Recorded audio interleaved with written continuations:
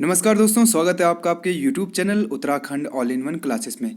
तो गाइस देखिए, जैसे मैंने आपसे कहा था कि जल्द ही हम UK triple S C Hindi की सीरीज भी स्टार्ट करेंगे। देखिए गाइस, उत्तराखंड के एग्जाम में 20 नंबर की हिंदी आती है, तो हिंदी का रोल भी उतना ही इंपॉर्टेंट होता है जितना कि उत्तराखंड जी के और अदर क्वेश्चन। तो वैसे कि अगर आप उत्तराखंड के रिलेटेड कोई किसी भी एग्ज़ाम की तैयारी कर रहे हैं तो आप हमारे चैनल से ज़रूर जुड़िए। चैनल को सब्सक्राइब करना मत भूलिएगा दोस्तों, साथ में बेल आइकन को ज़रूर दबाइएगा जिससे कि हमारी आने वाली वीडियो की नोटिफिकेशन आपको सबसे पहले मिल सके।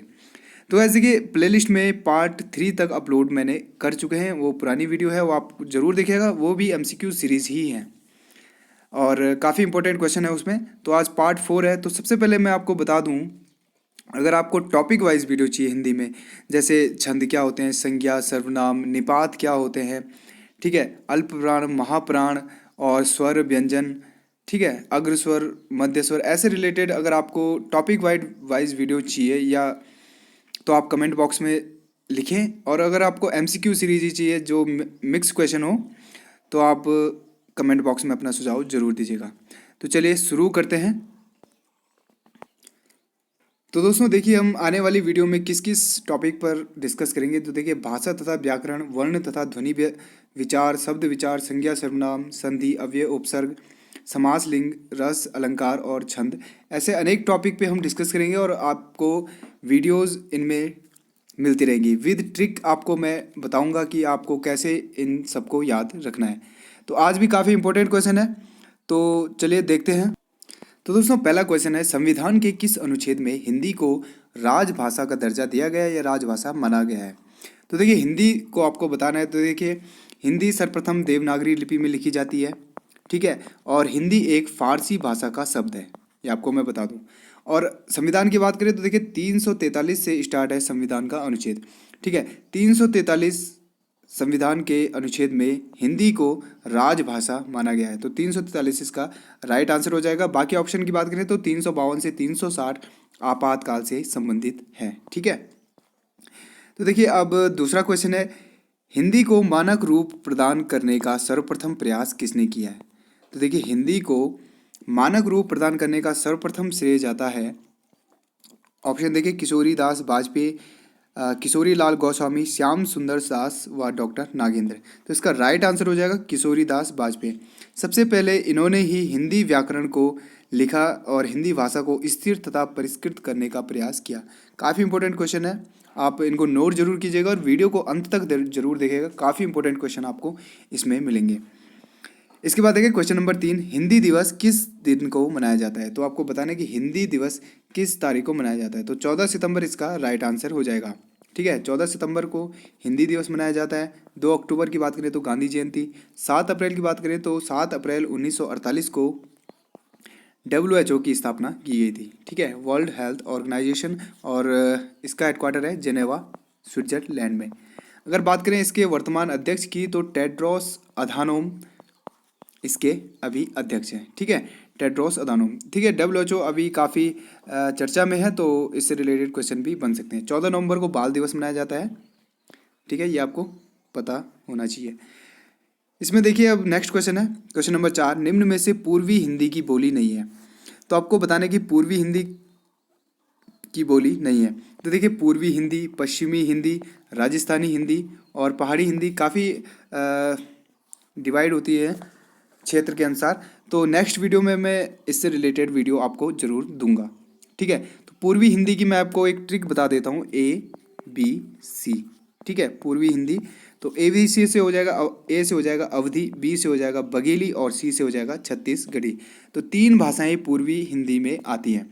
तो भोजपुरी इसका राइट आंसर हो जाएगा, जबकि भोजपुरी की बात करें तो ये बिहारी हिंदी के अंतर्गत आती है, ठीक है, ये आपको याद रखना है।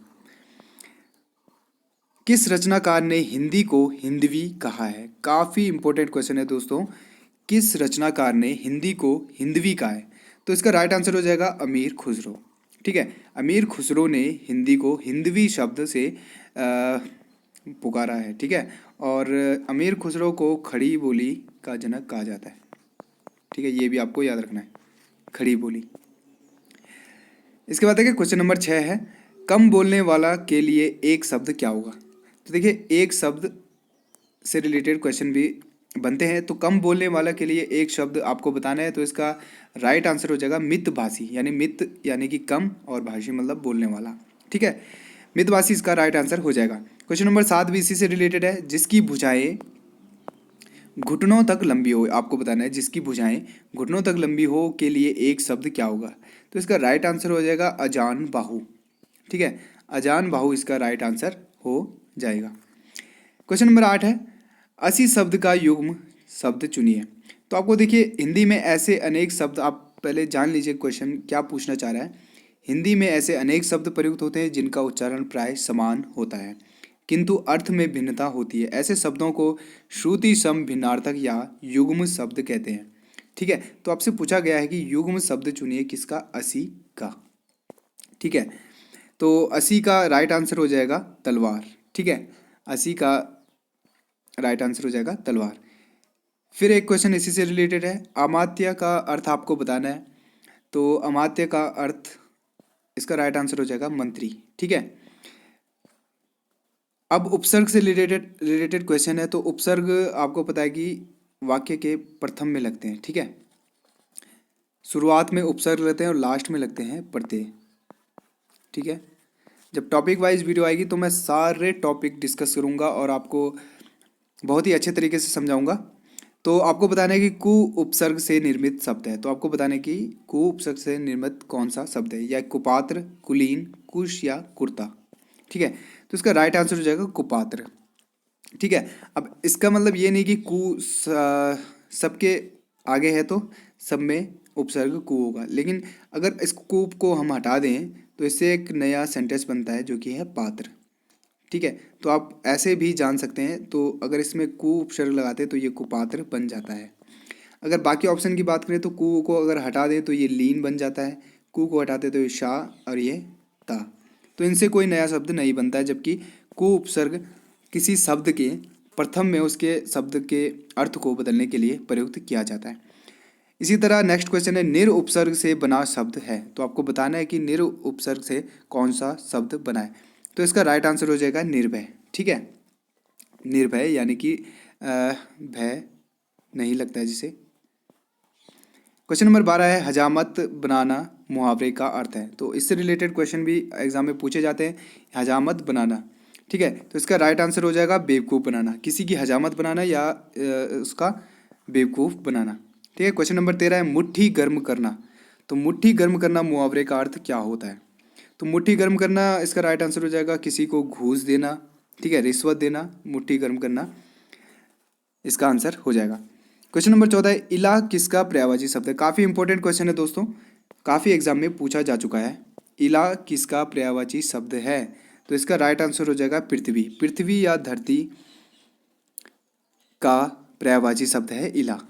क्वेश्चन नंबर 15 है, रेणु शब्द किसका पर्यायवाची शब्द है। तो देखिए गाइस, जो पर्यायवाची शब्द होते हैं समानार्थी शब्द होते हैं। ठीक है, इनको आप जितना ज़्यादा रट लें उतना ही बढ़िया है। ठीक है, क्योंकि इनमें याद करने वाली चीज़ें ही होती है। ठीक है, तो रेणु शब्द किसका पर्यायवाची है। तो इसका राइट आंसर हो जाएगा धूल। ठीक है, बाकी प्रसून फूल का पर्यायवाची होता है। कामायनी किसकी काव्य कृति है। तो देखिए अभी हाल ही में जो एग्जाम हुए हैं उनमें काव्य कृति से रिलेटेड काफ़ी क्वेश्चन पूछे जा चुके हैं। लगभग 2 से 3 क्वेश्चन इससे रिलेटेड पूछे जा चुके हैं, चाहे वो उपन्यास हो किसी का, या जीवनी हो, या किसी का काव्य संग्रह। ठीक है, तो कामायनी जयशंकर प्रसाद जी की काव्य कृति है। ठीक है, इसके अलावा एक क्वेश्चन और पूछा जाता है कि पद्मावत की भाषा क्या है। तो पद्मावत की रचना सर्वप्रथम ये क्वेश्चन पूछा जाता है, तो पद्मावत की रचना मलिक मोहम्मद जायसी के द्वारा की गई थी।